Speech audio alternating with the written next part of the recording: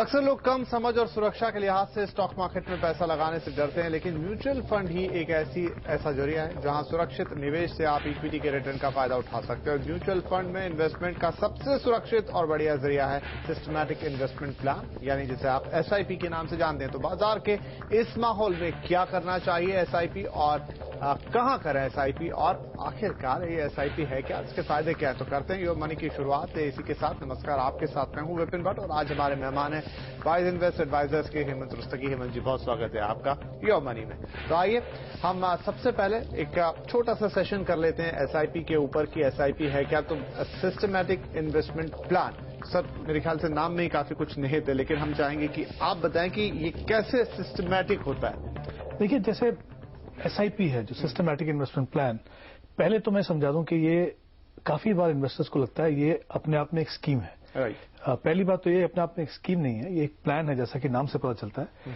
यानी इसमें क्या होता है, जब आप इसके लिए एनरोल करते हैं तो आपको एक फॉर्म भरना पड़ता है जिसमें आप कमिट करते हैं कि आप कितना पैसा किस फंड में किस ड्यूरेशन पे लगाएंगे। वो ड्यूरेशन आपकी हर महीने भी हो सकती है, वो हर हफ्ते भी हो सकती है, वो हर दिन भी हो सकती है। ओके, मतलब ऐसा नहीं है कि वो हर महीने ही होगी, वो आप उसे चाहें तो दिन में रखें और हफ्ते में भी रखें, क्योंकि ये बात बहुत सारे लोग नहीं जानते। ये ऑप्शंस है आपके पास। अगर आप चाहें तो डेली एसआईपी कर सकते हैं, कुछ फंड आपको वीकली एसआईपी भी अलाउ करते हैं, कुछ आपको ज्यादातर जो है वो मंथली आपको एसआईपी करते हैं। तो आप जब आप एसआईपी के लिए एनरोल करते हैं, जैसा मैंने कहा, फॉर्म भर के आप ये कमिट करते हैं। और जैसा मैंने पहले कहा, ये अपने आप में एक स्कीम नहीं है, सिर्फ एक तरीका है, एक मैकेनिज्म है जो आपको अलाउ करता है। क्योंकि जब आप फॉर्म भर रहे हैं, आप बता रहे हैं कितना पैसा हम डालेंगे, किस फंड में डालेंगे और किस तारीख को डालेंगे।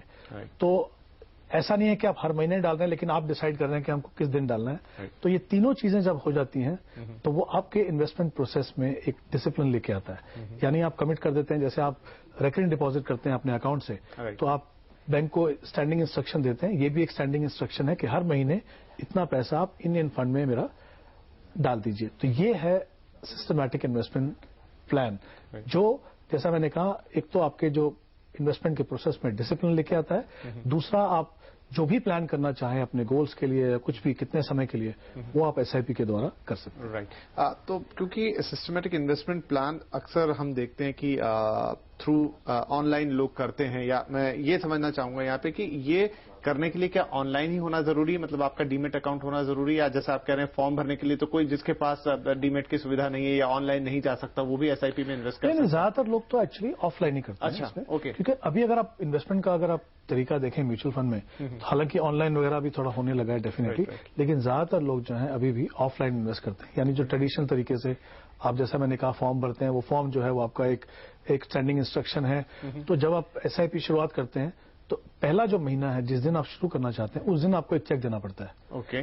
जो पहली इंस्टॉलमेंट है आपकी, उसके बाद से जैसा मैंने कहा, अगर आप मंथली करते हैं तो हर महीने आपके अकाउंट से उतना पैसा निकल के वो फंड के पास चला जाएगा। फंड उस दिन की जो एनएवी है, क्योंकि आपने ऑलरेडी डिसाइड किया किस दिन आप पैसा डालेंगे, उस दिन की जो एनएवी है, उस एनएवी पे आपको यूनिट्स अलॉट करेंगे। तो आप जैसे अपना प्लान कर सकते हैं कि भाई मैंने अगर हर महीने 10,000 रुपये डालना है, तो 3 या 4 फंड में मैंने डाला। और हमेशा ये एडवाइजेबल रहता है कि अगर आप 3 या 4 फंड में डाल रहे हैं, पहली बात तो मैं कह दूं कि अगर आपको कितना भी पैसा डालना है, चाहे 2,000 भी डालना है, तो एक फंड में मत डालें। क्योंकि क्या होता है कि जो आप पैसा डाल रहे हैं, हर तरह के फंड होते हैं।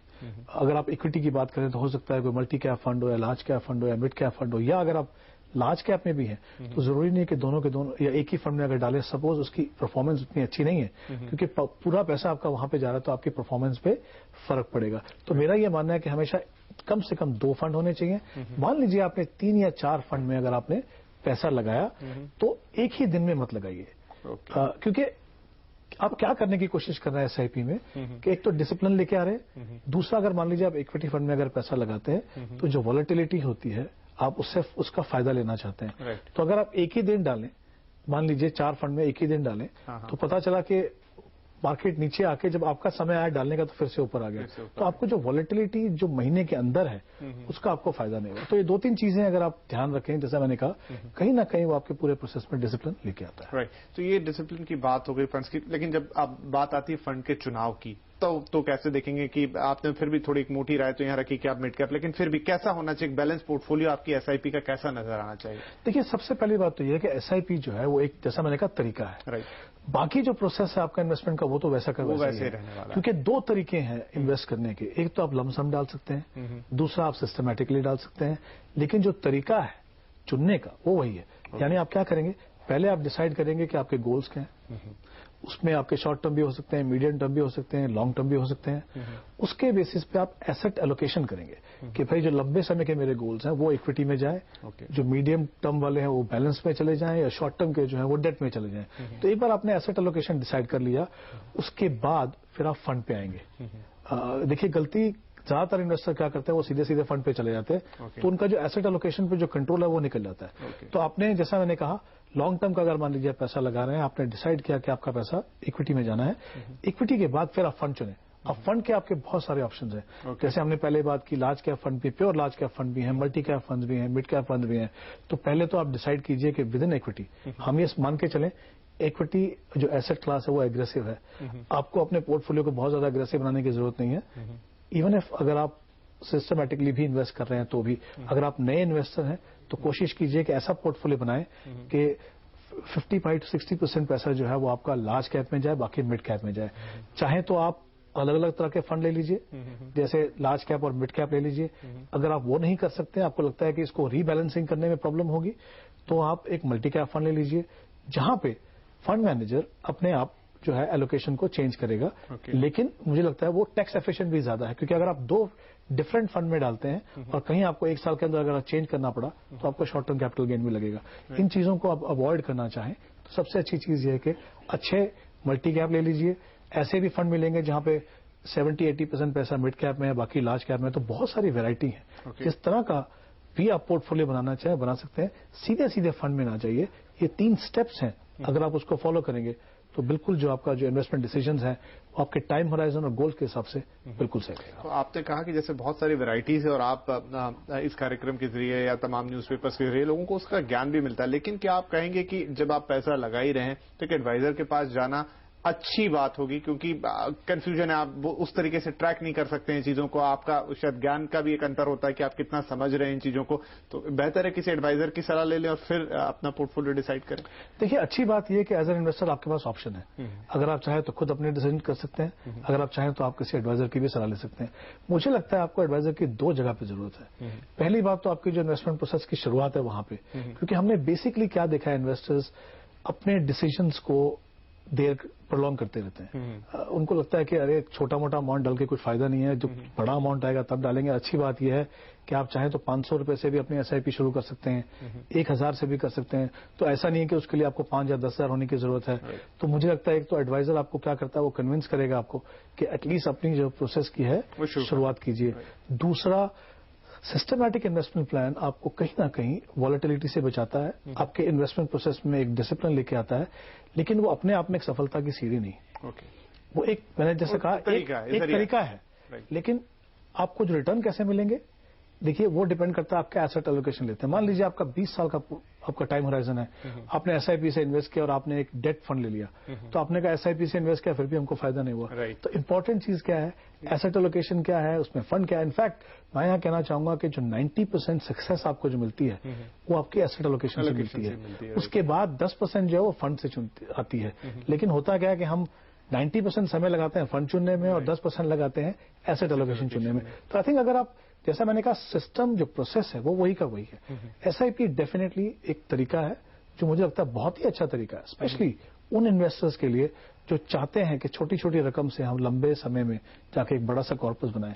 तो ये आई थिंक उन सब के लिए ये बहुत ही अच्छा एक प्रोसेस है। राइट। तो चलिए एक मोटे तौर पे हमने यहाँ पर बात करने की कोशिश की कि एसआईपी है क्या, समझने की कोशिश की, क्योंकि बहुत सारे लोग एसआईपी में इन्वेस्ट करते हैं लेकिन पर्पस क्या है उसका और एसआईपी से आप अच्छा फायदा कैसे उठा सकते हैं, शायद वो इतना बारीकी में जाके नहीं सोचते। तो उम्मीद करते कि ये डिस्कशन काफी हेल्पफुल रहेगा। और आगे ब्रेक के बाद हम इंडिविजुअल केस स्टडीज लेंगे, हमारे पास जो सवाल आ रहे हैं वो लेंगे, जिससे आपको ये पता लगेगा कि आप एक जो पोर्टफोलियो तैयार कर रहे हैं उसमें क्या कमियां रह जाती हैं, क्या खामियां रह जाती हैं और आप उनको कैसे बेहतरी में बदलकर आगे लंबे समय के लिए अच्छा कॉर्पस इकट्ठा कर सकते हैं, ज्यादा से ज्यादा रिटर्न अपने पैसे पे कमा सकते हैं। तो चलिए इस ब्रेक के बाद आते हैं और सवाल जवाब का सिलसिला शुरू करते हैं।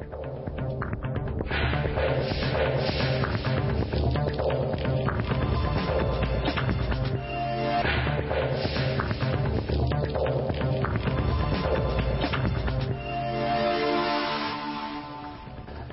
बैक। तो पहले सेगमेंट में बात की एसआईपी का क्या महत्व है, कैसे आप उसमें आगे बढ़ सकते हो। और आइए अब सवाल जवाब का सिलसिला शुरू करते हैं। हेमंत जी हमारे साथ बने हुए हैं। हमारे पहले कॉलर हैं संदीप जी, दिल्ली से कॉल कर रहे हैं हमें। संदीप, गुड इवनिंग, क्या है आपका सवाल?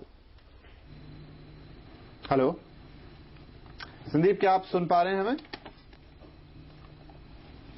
लगता है संदीप तक हमारी आवाज फिलहाल नहीं जा रही, तो हमें कॉल करने की दोबारा कोशिश करेंगे। लेकिन इस बीच आइए यहां पर हम देख लेते हैं कि संदीप ने हमसे क्या पूछा था। तो सबसे पहले यहां नजर डाल लेते हैं उनके पोर्टफोलियो पर।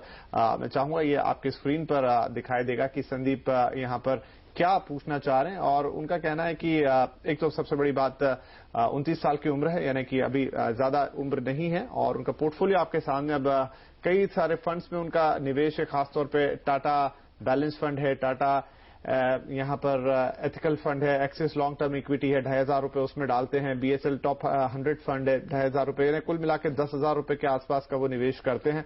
और इसके अलावा कुछ और भी हैं, रिकरिंग डिपॉजिट भी है, और हर साल एसआईपी को 10% से बढ़ाना चाहते हैं। और अब हमारे साथ संदीप फोन लाइन पर भी है। संदीप, आपके पोर्टफोलियो का ही जिक्र कर रहे थे, हमने बताया कि क्या अलग अलग फंड्स में आपने निवेश किया। कुछ 10,000 रुपए का निवेश हमें दिख रहा है, और आप कुछ और भी निवेश करते हैं, रिकरिंग डिपॉजिट में भी 5,000 रुपए महीना डालते हैं। और आपके लक्ष्य क्या हैं और आप क्या हासिल करना चाहते हैं, ये हमें कृपया बताएं। Hello hello. हाँ संदीप। सर मेरा सवाल ये है। जी जी पूछिए। कि जो सेविंग्स बैंक अकाउंट में आइडल मनी है उसको लिक्विड फंड में यूज कर सकते हैं क्या? राइट, एक ये हो गया। और आप अगर हमें थोड़ा अपने लक्ष्यों के बारे में बता पाएं, जैसा मैं पढ़ पा रहा हूं यहाँ की कि आप 30 लाख रुपए इकट्ठा करना चाहते हैं 20 साल के दौरान अपनी बेटी की पढ़ाई के लिए। इसके अलावा आपको 30 लाख रुपए और चाहिए उनकी शादी के लिए।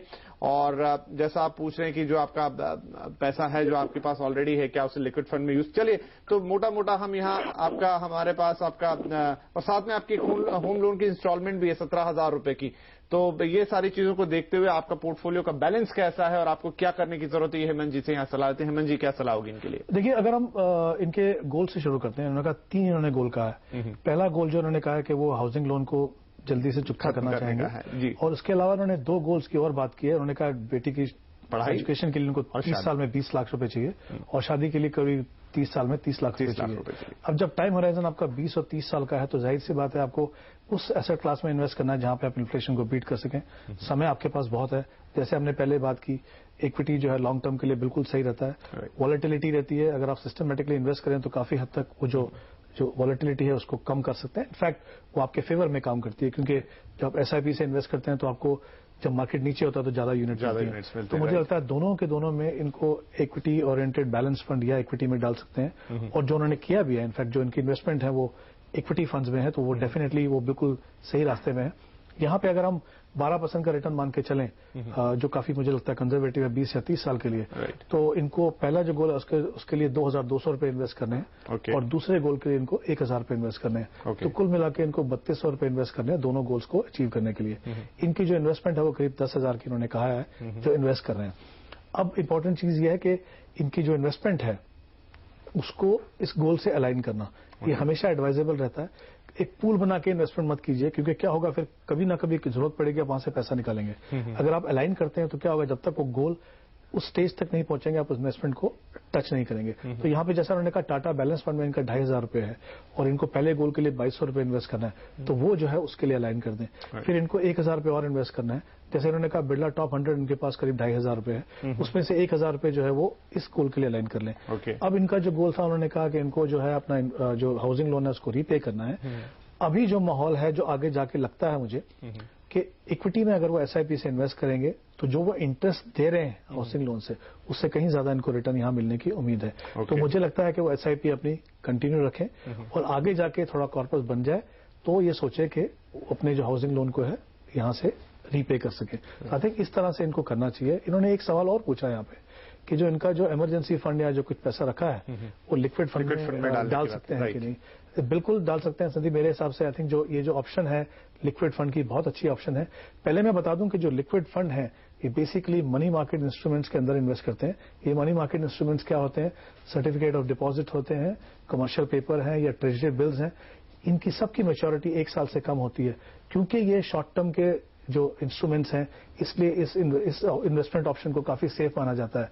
तो अगर आप लिक्विड फंड में पैसा डालें तो जो रिटर्न आपको सेविंग बैंक अकाउंट से मिलता है उससे अच्छा रिटर्न आपको लिक्विड फंड में मिल सकता है। मुझे लगता है जब भी आप एक इमरजेंसी फंड जैसा कुछ कॉर्पस बनाएं तो वो लिक्विड या लिक्विड प्लस के जो फंड हैं उनके अंदर ही उसमें जाना चाहिए।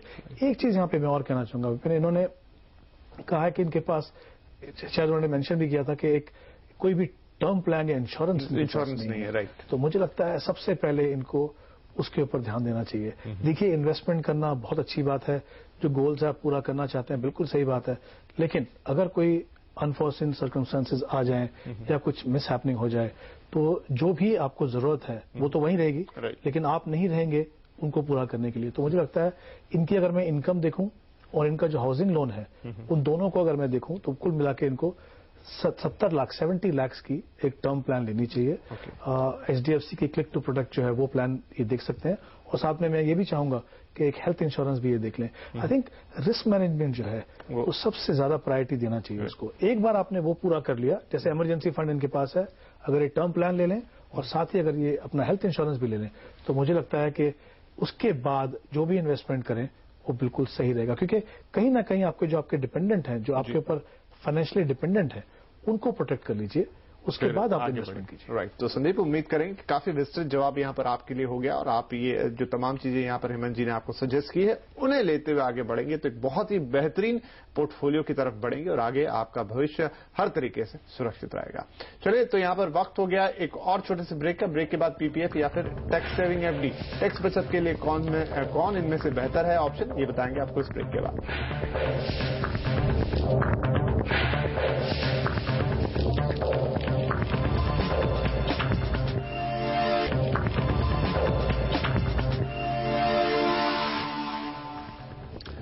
मनी में हम दे रहे हैं आपके निवेश से जुड़े आपके सवालों पर सटीक सलाह। हमारे साथ बने हुए हेमंत रुस्तगी साहब। तो आइए इस सिलसिले को आगे बढ़ाएं। एक ईमेल लेंगे, महेंद्र सिंह साहब ने भेजा और वो पूछना चाहते हैं कि वो एक प्राइवेट सेक्टर कंपनी में काम करते हैं और टैक्स सेविंग के लिए निवेश करना चाहते हैं। अब 2 ऑप्शन उन्होंने देखे हैं, PPF या फिक्स डिपॉजिट, और वो पूछना चाहते हैं कि अगर वो फिक्स डिपॉजिट के साथ जाते हैं तो मिनिमम ड्यूरेशन जो टैक्स एग्जेम्पशन का है वो उनको क्या मिलेगा, और वो चाहते हैं कि इस पर सबसे बेहतर ऑप्शन क्या होगा, उसके लिए सलाह चाहिए। तो ये 2 ऑप्शन तो खुद दे रहे हैं, तो ये इन दोनों में से कोई एक बेहतर होगा या कोई तीसरा ऑप्शन भी है जो इससे बेहतर रहेगा? देखिए, जहां तक PPF का सवाल है, आई मीन ये तो जाहिर सी बात है कि अगर हम लॉन्ग टर्म की बात करें और अगर कोई डेट ऑप्शन है जो सबसे अच्छी मानी जा सकती है वो PPF है। क्योंकि एक तो आपको रिटर्न गारंटेड है, आपका पैसा सेफ है, और जो आपको जो इंटरेस्ट मिलता है वो भी टैक्स फ्री है। आई थिंक किसी भी एंगल से आप देखें तो PPF तो डेफिनेटली मुझे लगता है हर इन्वेस्टर के पोर्टफोलियो में होना ही चाहिए। बट मुझे लगता नहीं कि मैं वो चीज FD के लिए कह सकता हूँ। FD जो है, पहले तो मैं इनका जवाब दे दूं, 5 साल के लिए अगर आप रखें, 5 साल की FD होगी तब आपको टैक्स सेविंग का बेनिफिट मिलता है अंडर सेक्शन 80C।